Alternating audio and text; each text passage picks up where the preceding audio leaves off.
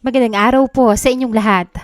Welcome to Roxy's Pinoy Stories. Marami sa atin ang nangangarap ng mas maginhawang buhay. Pero paano kung ang simpleng pagnanais na makasabay sa uso at magkaroon ng mga bagay na hindi kayang bilhin ay unti-unting magtulak sa isang tao sa sunod-sunod na maling desisyon? Minsan, ang mga kasinungalingang akala natin ay pansamantala nauuwi sa mas malalim na problema na maaaring sumira sa pamilya at sa buhay natin. Magandang araw po sa iyo, Miss Roxy.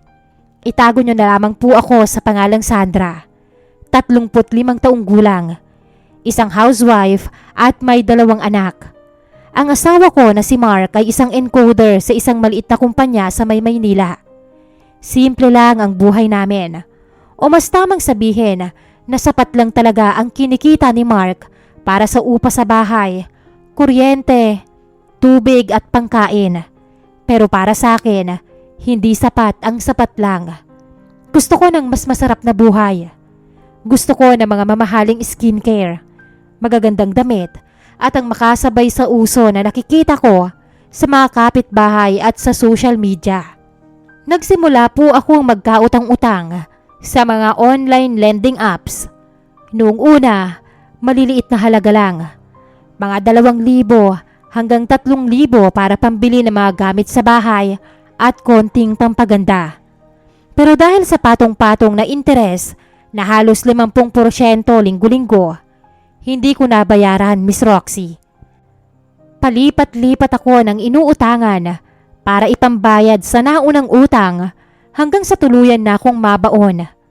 Natutunan ko ring magsinungaling kay Mark tuwing hihingi ako ng dagdag na pera para sa mga gastusin sa paaralan ng mga bata, sa mga projects o kaya sa kunwaring bigla ang bayaran ng kuryente. Ang totoo ay ibinabayad ko lang sa mga utang ko na hindi niya alam. Araw-araw akong kinakabahan tuwing may kakatok sa gate namin dahil baka mga kolektor na ng utang ko ang nakatayo ron. Isang hapon, habang problemado ako kung saan kukuha ng pambayad sa upa sa bahay dahil nagbanta na ang may-ari na palalayasin kami kapag hindi ako nakapag-abot ng 5,000, dumaan sa tapat ng bahay namin si Raj. Si Raj ay isang Indian national o mas kilala sa tawag na Bombay sa lugar namin. Nagpapautang ng 5-6 at nagtitinda ng mga appliances na hulugan. Ate, gusto mong bagong electric fan?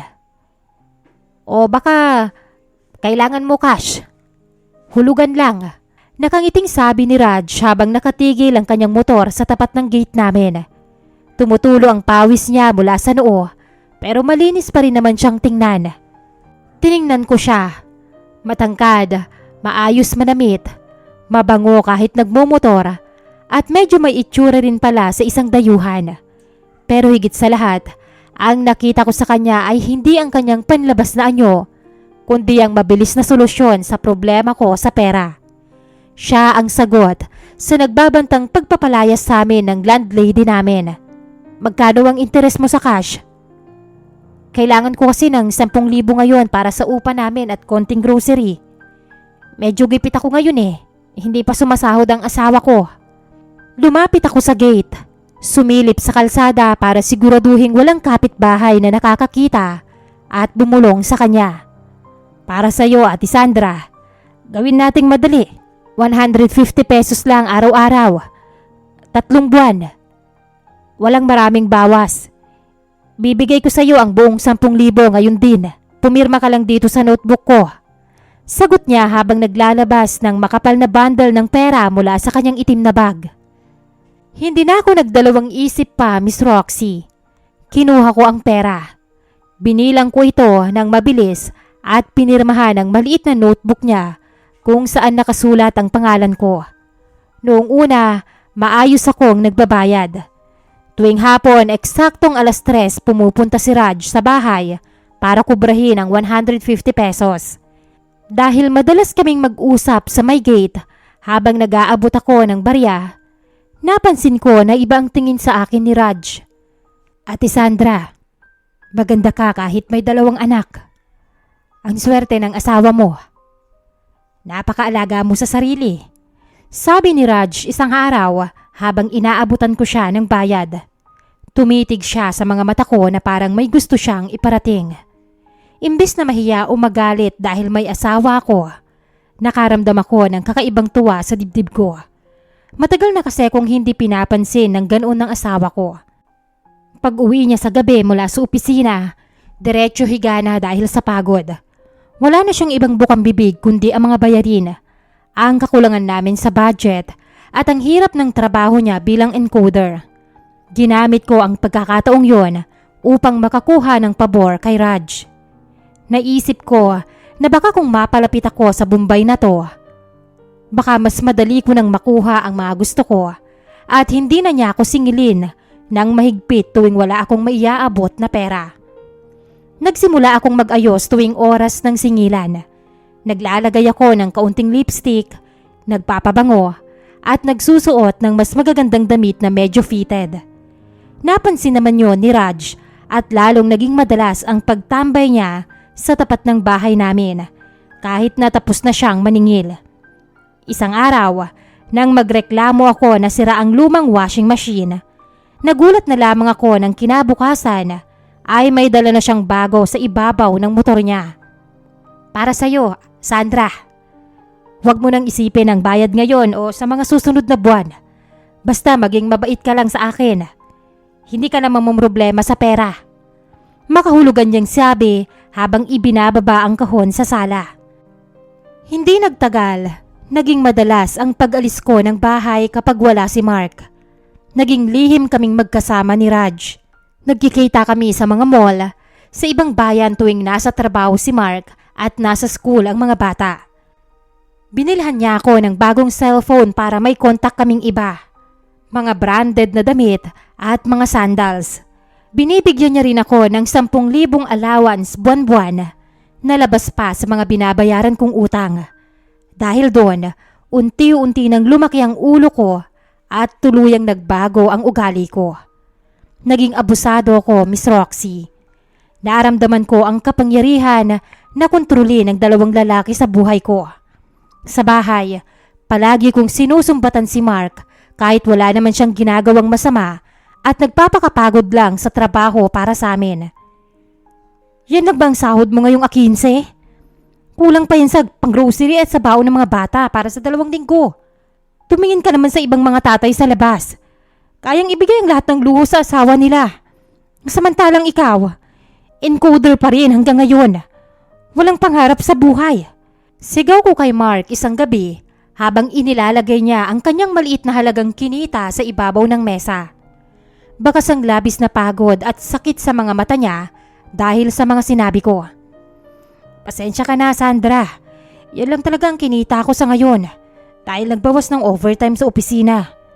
Naghahanap naman ako ng part-time na mapapasukan para madagdagan kahit papano ang budget natin. Kunting tiis na lang muna. Ewan ko sa'yo.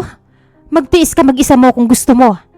Basta ako, hindi ko hahayaang magmukhang kawawa ang mga anak ko at hindi ako papayag na magmukha akong pulubi sa harap ng mga kapitbahay natin. Sagot ko sabay hablot sa pera niya. Pumasok sa kwarto at padabog na isinarado ang pinto para mag-cellphone at makipag-text kay Raj. Napakakapal ng mukha ko dahil habang pinapahirapan ko si Mark, Miss Roxy, ginagamit ko naman ang pera ni Raj para magmukhang mayaman at reyna sa amin. Bumibili ako ng mga mamahaling kurtina, bagong sofa at nagpakabit ng aircon sa kwarto.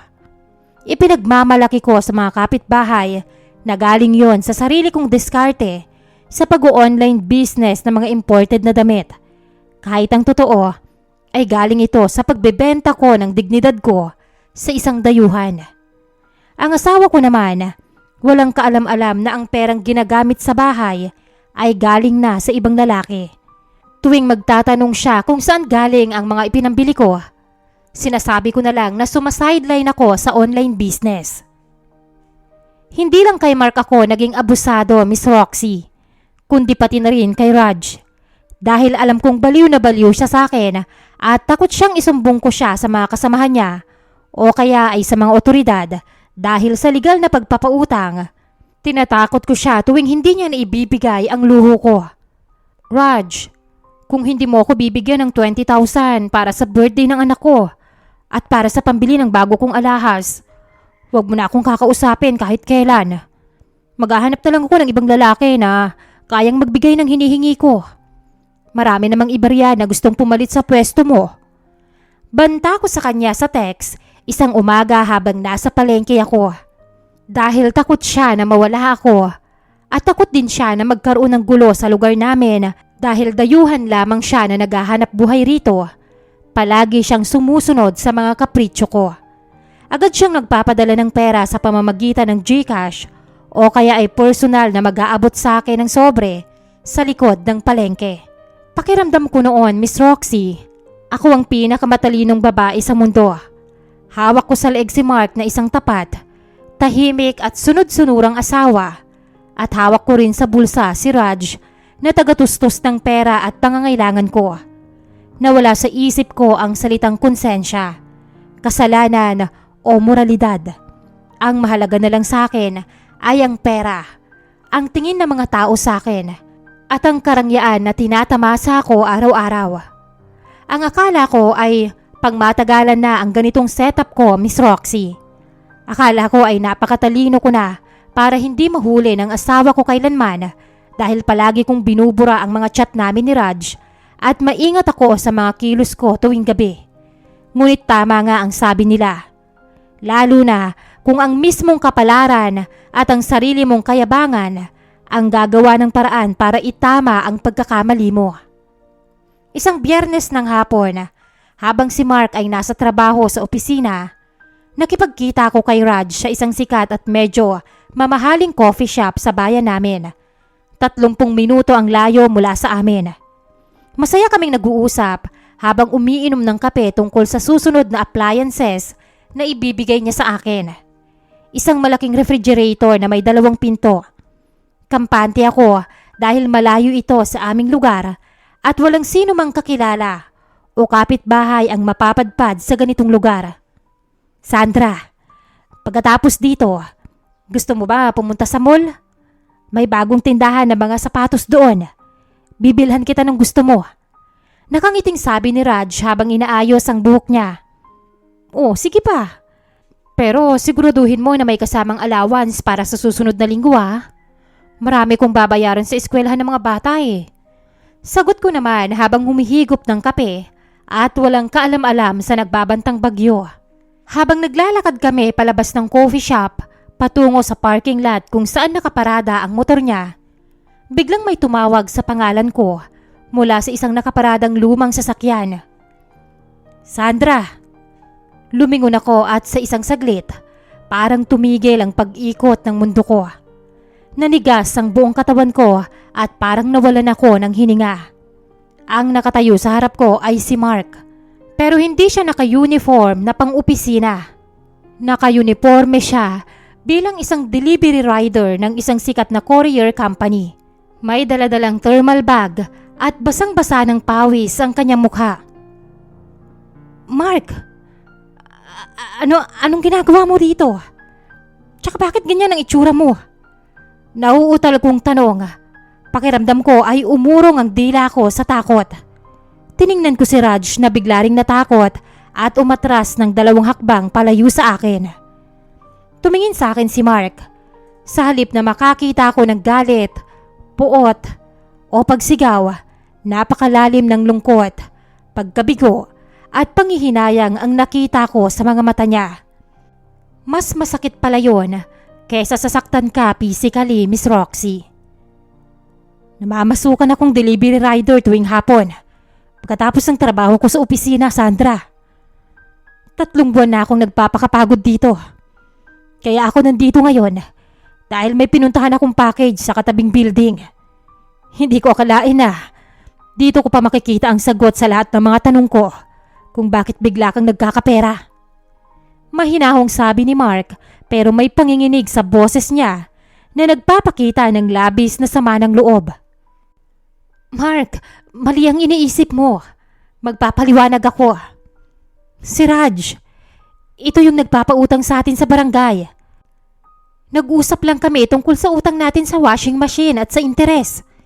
Nagkataon lang na dito kami nagkita dahil may pinuntahan din siya. Mabilis kong pagsisinungaling, sinusubukang isalba ang sarili ko kahit huling-huli na ako sa ginagawa ko, Miss Roxy. Ang kapal pa rin ang mukha ko na mag-imbento ng kwento sa harap niya. Huwag mo na akong lokohin at gawing tanga, Sandra.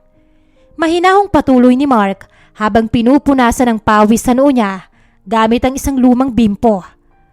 Matagal ko nang napapansin na magbago mong gamit. Yang mamahaling cellphone na hawak mo ngayon. Yung mga mamahaling damit mo sa tuwing aalis ka. Alam kong hindi sapat ang sahod ko para doon, kahit mag-overtime pa ako gabi-gabi. At alam ko rin na wala kang totoong online business dahil gabi-gabi kitang nakikitang walang ginagawa kundi mag-cellphone at tumawa ng mag-isa. Ayoko lang mag-isip ng masama noon dahil nagtitiwala ako sa iyo bilang ina ng mga anak ko at bilang asawa ko sa loob ng 10 taon. Lumapit si Mark kay Raj na noon ay nanginginig na rin sa takot. Hindi kita sasaktan, bro. Hindi ako makikipag-away sa iyo dahil alam kong hindi ka naman kikilos kung hindi ka pinagbigyan ng asawa ko. Alam kong kasalanan din niya ito dahil mukha siyang pera. Pero simula sa araw na to, huwag na kayong magpapakita sa akin o lalapit pa sa pamilya ko kung ayaw niyong magkademandahan tayo. Hinrap muli ako ni Mark. Sandra, umuwi ka na sa bahay ngayon din. Ipunin mo na ang lahat ng mga gamit mo. Ayoko nang makita ang mukha mo ron pag uwi ko mamayang gabi. Tapos na tayo. Doon ako nagsimulang magmakaawa, Miss Roxy. Parang lobo na biglang nawala ng hangin ang buong pagkatao ko. Nawala ang lahat ng kayabangan ko bilang reyna ng barangay. At nawala ang pagiging abusado ko nang makita kong seryoso si Mark at talagang tinalikuran niya ako para sumakay sa motor na may delivery box at umalis nang hindi man lang lumilingon pabalik. Umiyak ako sa gitna ng parking lot habang pinagtitinginan ng mga tao. Basang-basa ang mukha ko ng luha. Raj, tulungan mo ko. Pinalayas ako ng asawa ko. Wala akong mapupuntahan ngayon. Sa'yo muna ako titira sa boarding house mo. Di ba sabi mo mahal mo ko at hindi mo ko pababayaan? Humahagulgol kong sabi habang hawak ko ang braso niya. Tumingin sa aking mukha si Raj nang may naiiritang ekspresyon. Isang mukha na malayong malayo sa dating mabait, sunod-sunuran at mapagbigay na lalaki na nakilala ko tuwing singilan ng utang. Hindi pwede. Sandra, may asawa at 3 anak ako sa India. Padating sila dito sa Pilipinas sa susunod na buwan. Kaya hindi pwede. Humanap ka na lang ng iba. Mabilis niya akong tinalikuran at sumakay sa motor niya. Iniwan akong mag-isa sa ilalim ng matinding sikat ng araw na walang kahit isang sentimo sa bulsa. Walang pamilyang babalikan at walang lalaking maaasahan. Ang lahat ng luho ko ay naglaho na parang bula sa isang sandali lang. Doon gumuho ang mundo ko, Miss Roxy. Ang akala ko ay ako ang pinakamatalino at pinakamadiskarteng babae sa mundo. Ang akala ko ay kaya kong paglaruan ng damdamin ng 2 lalaki para sa sarili kong interes at karangyaan. Pero sa huli, napatunayan ko na ang perang nakuha sa maling paraan sa pamamagitan ng pagtataksil at pagsisinungaling ay mabilis ding nawawala at ang taong abusado at makapalang mukha ay laging nagtatapos sa kawalan at matinding kahihiyan. Ngayon, nakatira ko sa isang maliit, masikip at madilim na kwarto sa isang squatter area na inuupahan ko mula sa maliit na kita bilang isang tagahugas ng pinggan at tagalinis sa isang maliit na karinderya malapit sa palengke. Lahat ng mamahaling sapatos, damit at alas na ibinigay sa akin ni Raj ay naibenta ko na rin sa murang halaga para lang may pambayad ako sa araw-araw na pagkain at upa sa kwarto ko. Ang mga anak ko ay ayaw na rin akong kausapin o makita man lang dahil nalaman nila mula sa mga kapitbahay ang totoong dahilan kung bakit kami naghiwalay ng ama nila. Tuwing susubukan ko silang hintayin sa labas ng school, tinatakbuhan nila ako dahil nahihiya sila sa mga klase nila na magkaroon ng inang katulad ko. Si Mark naman ay unti-unti nang bumabangon mula sa sakit na idinulot ko. Patuloy siya sa pagtatrabaho ng marangal bilang encoder sa umaga at delivery rider sa gabi para sa mga anak namin. Balita ko sa mga dating kapitbahay ay maayos na ang kanilang buhay at masaya ang mga bata. Miss Roxy, kung natuto lang sana akong makontento sa kung anong meron kami ni Mark noon. Kung pinahalagahan ko sana ang pagsisikap niya kahit maliit lang ang sahod niya. At kung tinulungan ko siyang maghanap buhay ng marangal, imbis na maghanap ng madaling pera sa ibang lalaki, hindi sana ako nag-iisa at nagdurusa sa dumi ngayon. Ang tunay na sarap ng buhay ay nasa kapayapaan ng isip, hindi sa mamahaling skincare o appliances na galing sa nakaw na sandali.